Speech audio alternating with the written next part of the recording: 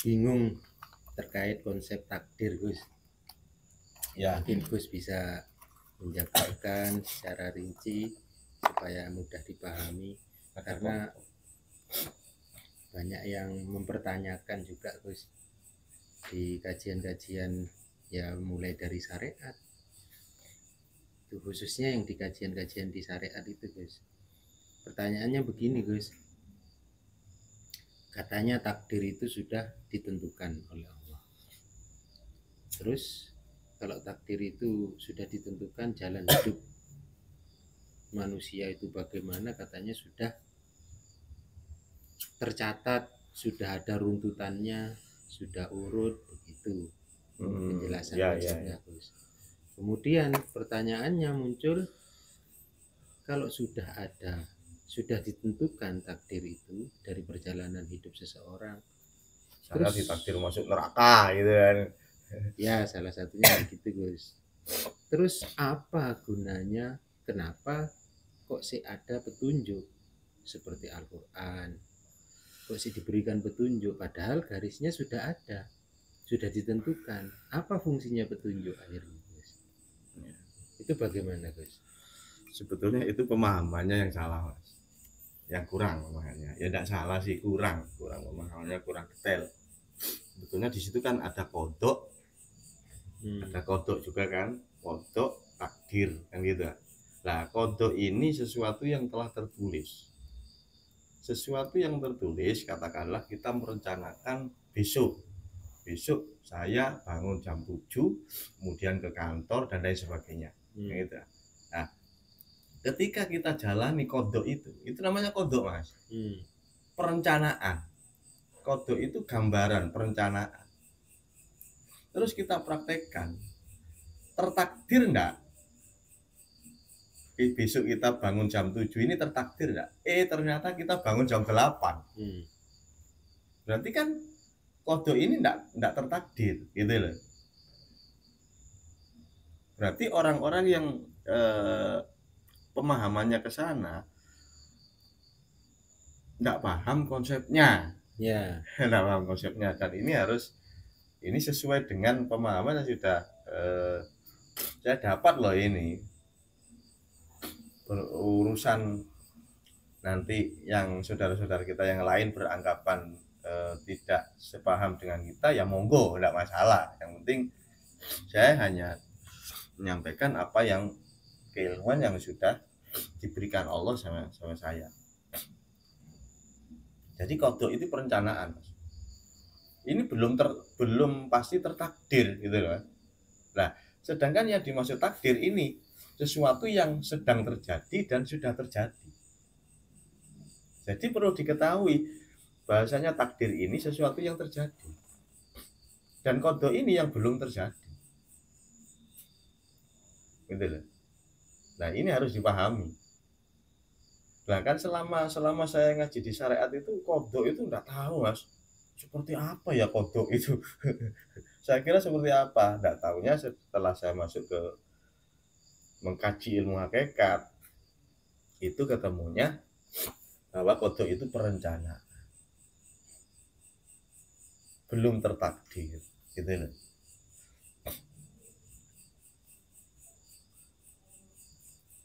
Sebenarnya konsepnya yang kurang dipahami. Nah, kalau yang sudah tertakdir itu apakah sudah sudah terjadi? Sudah terjadi. Ya, maksudnya sesuatu yang akan terjadi itu apakah sudah masuk dalam skenario Allah? Iya. Apakah sudah tertulis? Bagaimana yang akan terjadi itu apakah sudah tertulis? Ya. Ataukah tidak, Gus?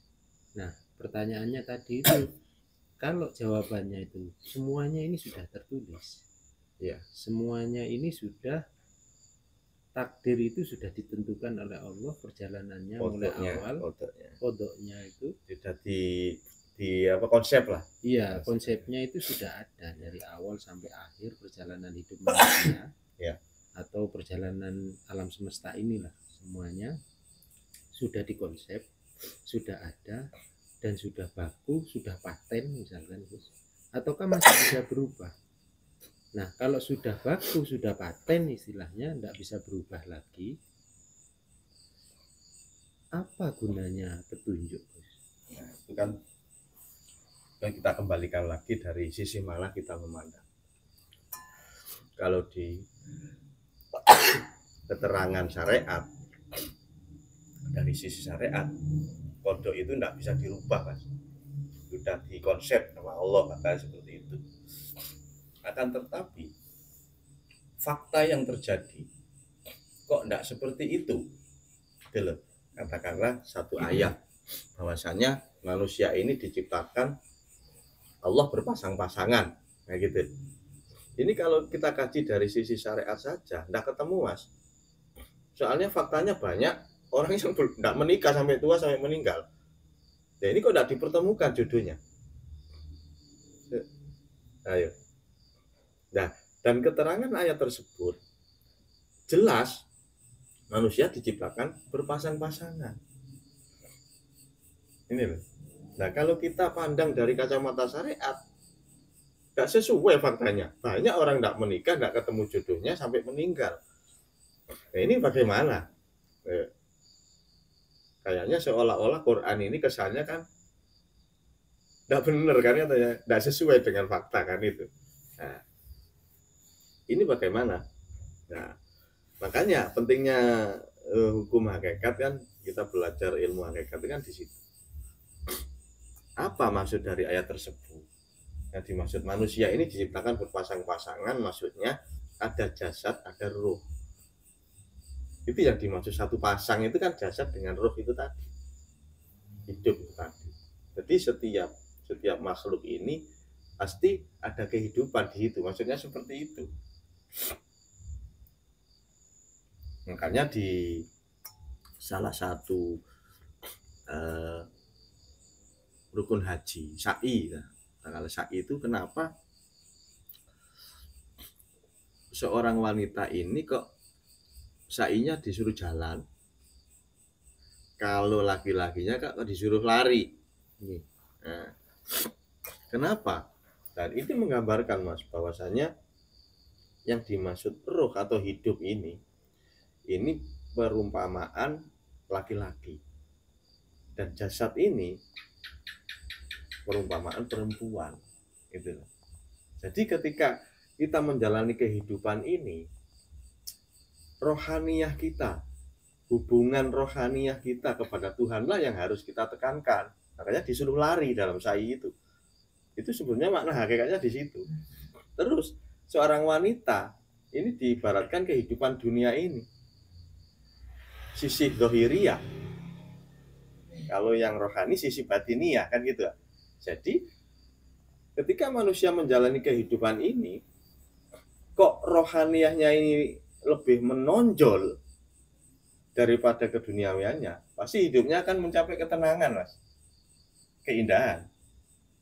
Justru sebaliknya, jika hubungan rohaniyahnya kepada Tuhannya ini lemah, hubungan dengan makhluknya, dengan duniawiannya yang kenceng, pasti dia bingung hidupnya, tidak akan tenang.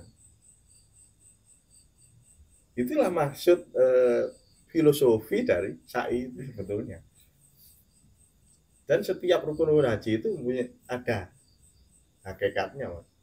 Seperti balang jumroh itu, melempar jumroh itu apa sih? Kalau secara akal kita, apa yang kita lempar? Cari secara akal, ketemu enggak apa yang kita lempar itu? Kemana larinya? Ada enggak unsur efek kedekatan hati kita terhadap Allah, kecintaan kita bertambah kepada Allah? Ada efek ke situ enggak setelah kita melempar jumroh? Belum tentu, Gus. Nah, ya itu. Nah, kalau belum tentu, kenapa kita melakukan ibadah yang belum tentu, Mas? Kalau nggak ada kepastian, gitu. Itu kan diambil dari riwayat Nabi Ibrahim waktu mau menyembelih Nabi Ismail, kan gitu. Jadi ketika Nabi Ibrahim akan melakukan tugasnya untuk menyembelih Nabi Ismail ini, nah datanglah iblis, kan katanya seperti itu dalam riwayatnya, mengganggu perjalanan Nabi Ibrahim ingin melakukan perintah dari Allah itu tadi. Nah itu sebetulnya kalau gambaran secara syariat kan kayaknya iblis itu kan berwujud seperti manusia gitu kan, mengganggu, dan akhirnya dilempari oleh Nabi Ibrahim kan gitu. Dan itulah makanya muncul rukun haji, balang jumroh itu, lempar jumroh itu kan sejarahnya dari situ. Nah, berarti yang dimaksud iblis ini apa sih menurut hukum hakikat? Keegoan diri kita, sifat-sifat iri, dendam yang ada dalam hati kita usir. Hanya digambarkan, dimanifestasikan melalui melempar jumroh itu, mengusir penyakit-penyakit hati yang intinya hati itu tidak akan bertambah dekat dengan Allah kalau penyakit-penyakit itu masih hinggap di dalam hati kita. Gitu. Jadi kita usir dendam kita, keegoan kita.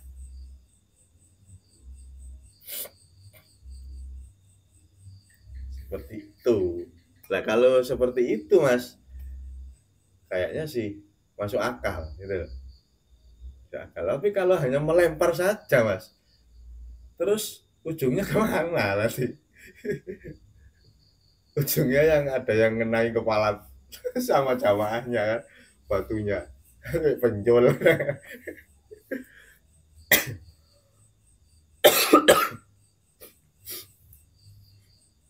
Semuanya ada filosofinya. Tawaf pun itu kan kembalinya kan fa'ina matuwalu fasama wajhullah, dimanapun kamu mengarah, ada di sisi timur, barat, utara, hatimu jangan sampai lupa terhadap Allah. Maksudnya tawaf itu di situ. Makanya kan menurut versi hakikat Baitullah itu yang sejati itu adalah hati.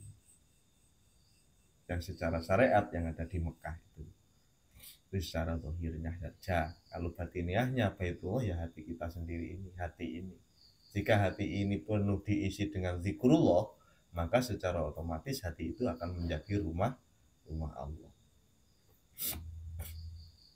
Dan ketika seseorang hatinya itu sudah menjadi rumah Allah, maka perilaku yang muncul, manifestasi yang keluar dari jasad itu akan penuh dengan kasih sayang, selalu mengasih motivasi yang baik agar kita hidup di dunia ini rukun, damai. Selalu seperti itu motivasinya, dari itu manifestasi dari hati yang selalu berzikir kepada Allah, sambung terhadap Allah.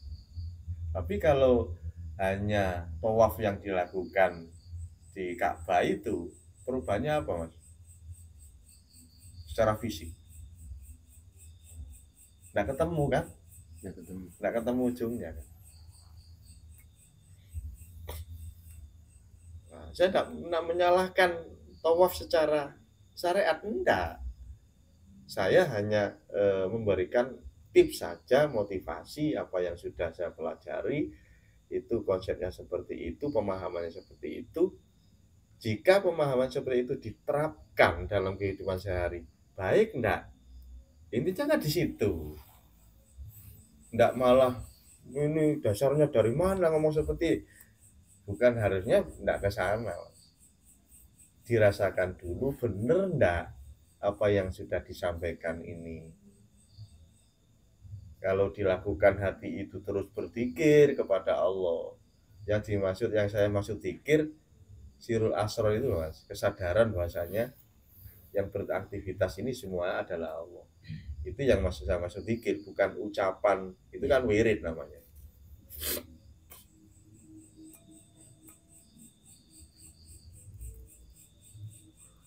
Dan banyak filosofi dalam kehidupan. Maksud yang sebenarnya itu. Nah, ketika kita melakukan zikir yang kesadaran itu tadi bahwasanya semua ini adalah Allah, apa efek yang muncul dari hati kita itu loh. Dari rasa hati itu apa? Apakah tambah dendamnya, apakah tambah egoisnya, kan bisa kita rasakan dari efek kita sudah mempraktekkan. Nah, dan hasilnya seperti apa, dan baru kita bisa mengambil kesimpulan, Mas. Nggak keburu ada seseorang yang menyampaikan tips kemudian langsung kita tolak, nggak ada dasarnya dari Quran, nggak ada dasarnya dari hadis, kita tolak begitu saja, ya nggak akan berkembang kita, kerohanian kita nggak akan bisa luas pemahaman kita. Harus kita telaah dulu, bener nggak, gitu. Kita coba dulu. Oh, kok ternyata benar, ya sudah, berarti itu sudah hidayahnya Allah yang diberikan kepada kita, gitu aja.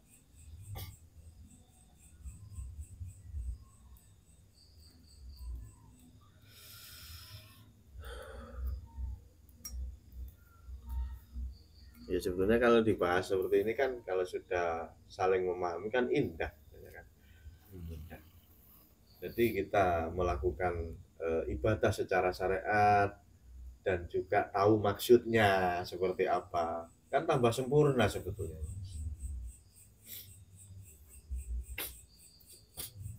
Nah, kalau secara fakta ya sudah banyak itu orang yang sudah haji kadang 3 kali sampai 7 kali, ternyata hatinya ya tetap sama tetangganya masih suka mendolimi dan lain sebagainya. Itu fakta, Mas, yang terjadi itu banyak seperti itu.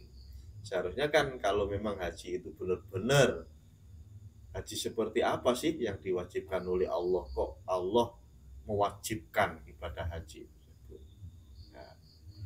Nah, poinnya kan kenapa kok diwajibkan gitu loh. Berarti kan ada konsekuensi yang positif gitu loh. Nah, ketika kita berhaji secara syariat kok enggak menemukan ranah kepositifan itu, kok hati ini masih suka membenci sesama, masih sering mendolimi sesama, berarti ini kan enggak ada hasil dari haji yang selama ini kita yakini, kita jalani. Sebetulnya kita harus mencari lagi. Saya sudah melaksanakan ibadah haji ini, kok hati saya masih seperti ini ya. Makanya haji itu bertamu ke rumah Allah. Tapi hati saya kok masih seperti ini. Gitu loh.